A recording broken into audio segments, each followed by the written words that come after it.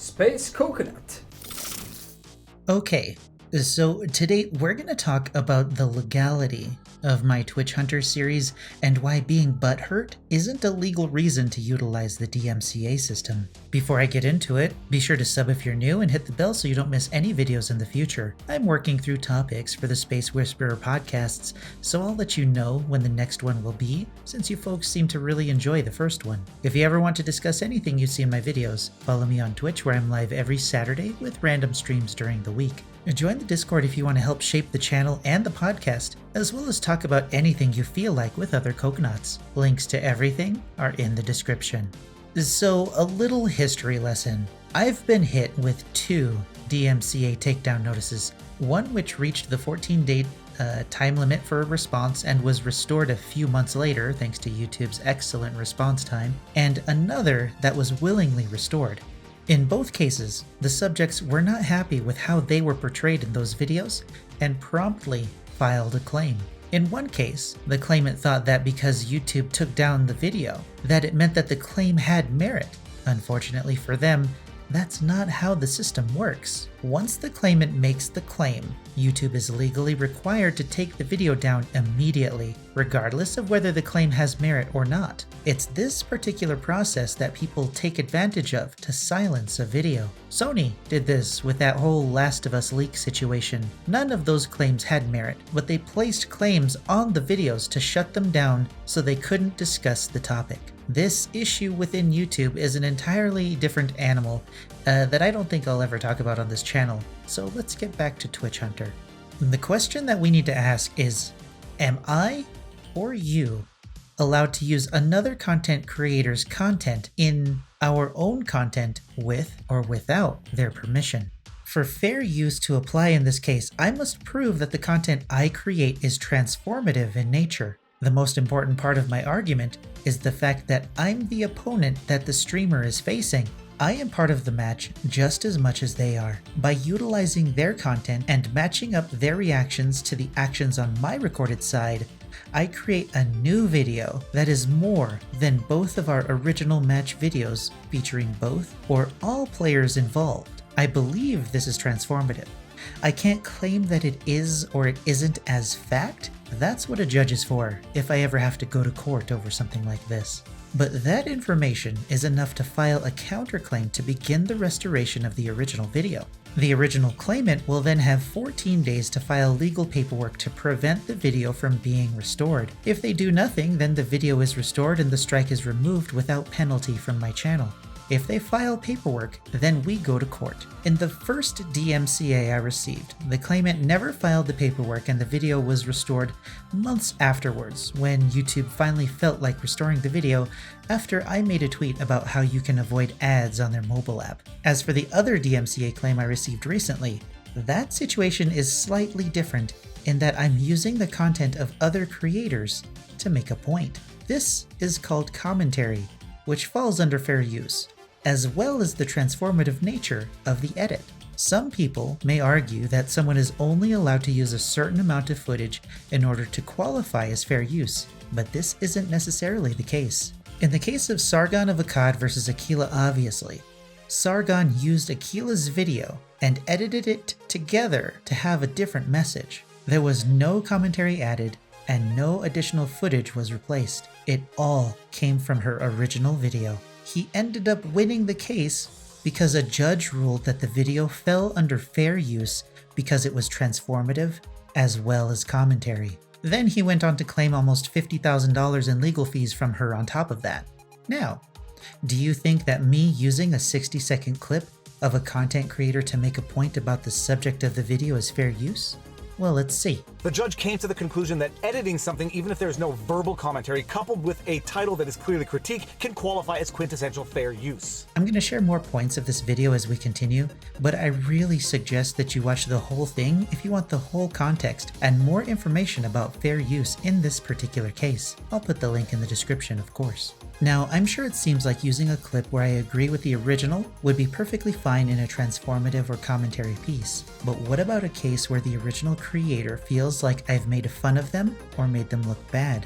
Unfortunately for them, that's the very definition of quintessential fair use as the edit would be commentary. Over 3 years later, Akilah Obviously's copyright lawsuit against Carl Benjamin is dismissed with prejudice. It was dismissed on the basis that it was quintessential fair use, that the edit was clearly commentary, as evidenced by Akilah Obviously's own admission to the effect that the edit was demeaning, embarrassing, and criticized her. Fair use is a close, factual call in plenty of cases, but in the exceptional case, like this one, where, quote, "It is clear from the face of the complaint that a defendant copied for the transformative purposes of criticism and commentary." Opinion page 6. Pursuit of an infringement claim is unreasonable, speech-chilling, and contrary to the purposes of the Copyright Act. Reading from page 6 of the judgment. Here, it is clear from the face of Hughes' complaint that Benjamin copied portions of "We Thought She Would Win" for the transformative purposes of criticism and commentary. In law, there is nothing better than citing the judge who rendered the decision that you are citing. If you ever want to use another creator's content and make a commentary on it or reuse it for a different purpose, make sure that it can be defended as fair use. Do your own research and decide if you're willing to take that risk. If you ever want to DMCA another creator for using your content in their videos, you better make sure that you have a better understanding of the fair use policies than they do, because court is expensive and they'll have the chance to get their legal fees back if a judge decides against you. The Sargon vs. Akilah court case is very important when it comes to reusing content and will be referenced as a primary example of fair use from now on. In law, the only opinions that matter are the opinions of the judge. And if you tell a judge that you think something, you better give the judge the authority of another judge that allows you to think that. In which case, you don't really think it, you just agree with another judge, which is the better way of phrasing it. Not "I think," but rather "This is what other judges have said, and this is why it applies in this particular case." Make sure you're prepared if you want to go through the legal stuff to try and take a video down. Alternatively, be sure you're ready to deal with the fallout if you make a false claim based on emotion and not fact. Those arguments are misplaced because Fogarty and Kirstang prescribe an objective test, not a subjective one. We don't need to go through all of the case law, but the bottom line is, apparently according to the case law, is that what is required is not a subjective test, but rather an objective test. In other words, it doesn't matter what the party thought, all that matters is what the situation actually was. Think about it in terms of certain statutory crimes, where the defendant or the accused says, "Oh, I thought the person was of a certain age." It doesn't matter. It doesn't matter what you thought, it just matters how old that person was. Similarly, when it comes to Akilah Hughes, it doesn't matter if she genuinely, sincerely thought that her case had merit. What matters is the objective test, and objectively speaking, her case had no merit. According to the judge who rendered the judgment, the fair use defense clearly applied on its face. I've had people take my videos and re-edit them with commentary that wasn't so nice before, and there's a reason they're still up. It's because I understand copyright law enough to know they're well within their rights to use the content as they did. The reason few people know about it is because I also understand the Streisand effect and how to starve trolls of attention. So, when you watch future Twitch hunters and you wonder why I haven't been DMCA'd, this is primarily why. Let me also share something with you. When it comes to the practice of law and when it comes to life in general, I always say draft everything as though a judge is going to read it. And if it's not a literal judge, it might be a cosmic judge, so to speak, but draft everything as though someone higher above is going to read it, and you will draft things differently. Carl Benjamin drafted every correspondence he had with Akilah Hughes as though a judge were going to read it. Akilah Hughes, not so much, and at the end of the day, a judge did read those correspondence. Do you know why I talk the way I do or act the way I do on stream? It's because everything I do on stream is publicly available. If I don't want someone to be able to say that I said this about so-and-so streamer, or I did this, or I acted this way that was totally embarrassing, or I look like a complete jackass, then I don't do any of that stuff. If you don't want some dirtbag content creator making fun of how you act on your stream, don't act that way on stream. Be a decent human being, and you won't have anything to worry about when someone uses your content to make their videos. Or, don't, and just be a douchebag. It's your choice. That's about it for now.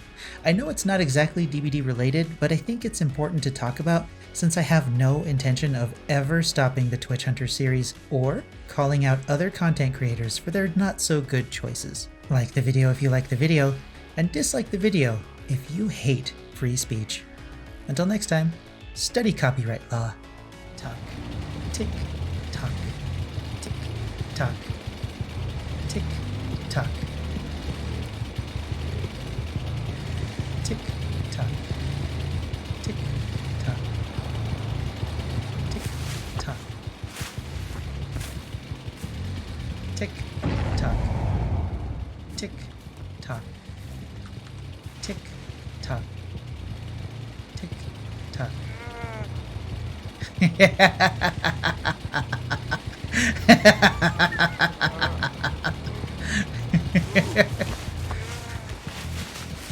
Say goodbye to your key, bish.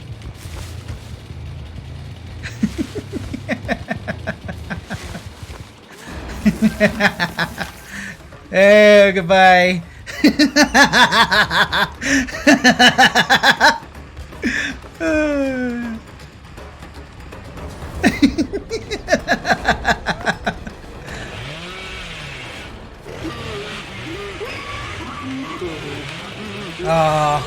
Oh, keys. That was a good play. That was a good play. Oh, goodness.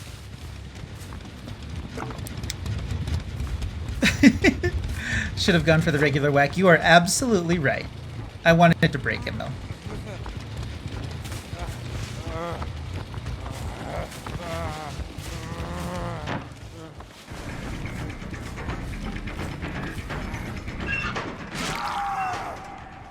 That was weird. Alright, so they're both working on that one. Yeah, I mind game myself.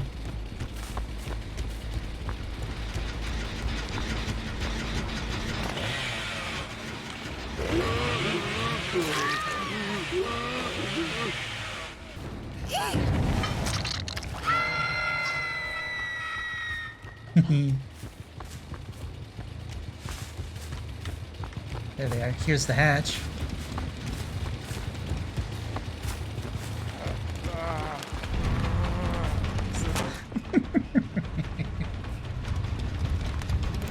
He was dead hard. Oh, I thought he was going to use it that time.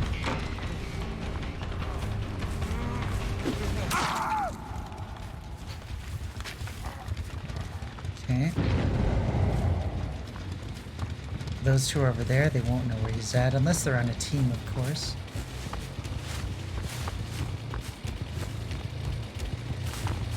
Scratch marks. They went into a jungle gym.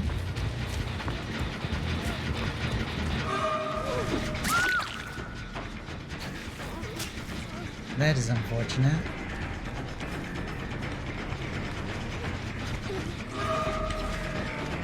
Bye.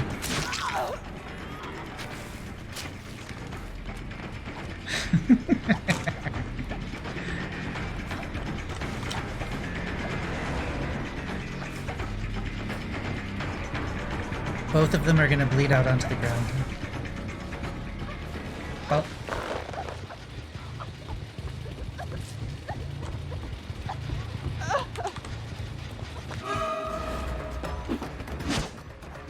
That was a good dead hard.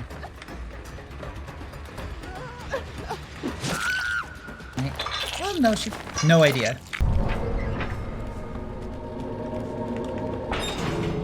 Adrenaline! Of course he does. Oh, sucks to be him, though. And the key is gone. That's a shame. That's too bad. It's too bad that he didn't have that key. Aw, butter Snickers. Remember, I stood on the key until the entity took it. The key is gone.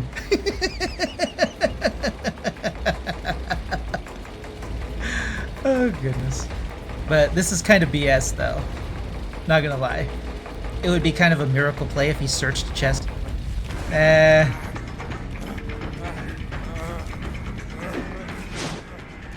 I missed anyway!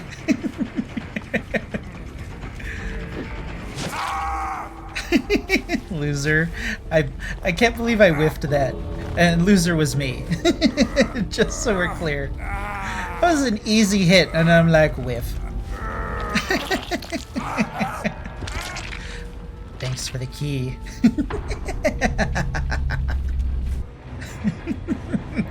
He's gonna be so mad.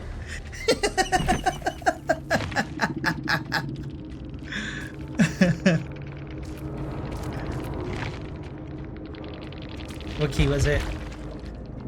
Pink key, milky glass, unique wedding ring. We've struck gold, boys.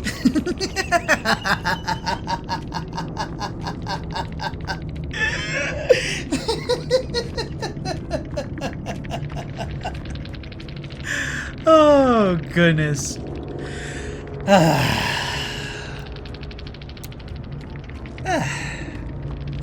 That felt good. That felt good. Oh, I was wondering. Crossplay. No wonder we're not seeing any messages. He might be a little upset.